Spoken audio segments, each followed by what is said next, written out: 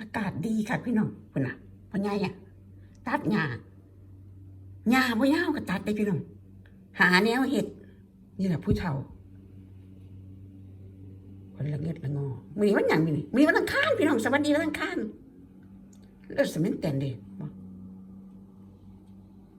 นี่แหละผัวเฒ่ายายส้มพี่น้องเอ้ยอยู่ซื่อๆบ่เป็นอากาศร้อนๆเนี่ยตอนนี้บ่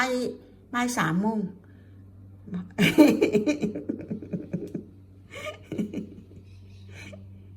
เป็นตะนายบ่าย3 โมงออสเตรเลียพี่น้องอยู่ซื่อๆบ่เป็นคนละงึดละงออยู่ซื่อๆคือบ้านคือเมียงเพิ่นก็ว่าใครแน่เด้นี่หาแต่แนวเฮ็ด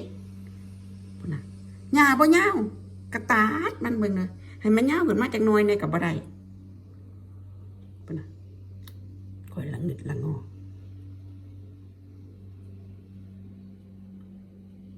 เลิศสมินแต่นเดี๋ยวยายส้มไปเบิ่งหนังต่อกันนั่นติดแต่นั้นซีรีส์เกาหลีแม่จ้ะติดซีรีส์เกาหลีพี่น้องนอนเบิ่งตี 2 ตี 3คนละงึดละงอตื่นขึ้นมาก็เบิ่งหนังเกาหลีนี่ล่ะมันจังรอจังผู้จบผู้งามตัวผันหันมาเบิ่งทั้งผัวจะขวางหัวความอึ้งเผาหากวามเลยว่าก็ฮักคือเก่าล่ะเนาะเฒ่าเนาะอันว่าเพิ่นน่ะมาถึงอึ้งเผากับอึ้งเผารอเด้อสิบอกให้มา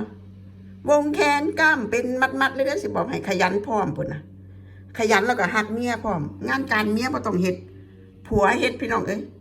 เอาย่าไปเฒ่าข่อยไปเบิ่งหนังเกาหลีก่อน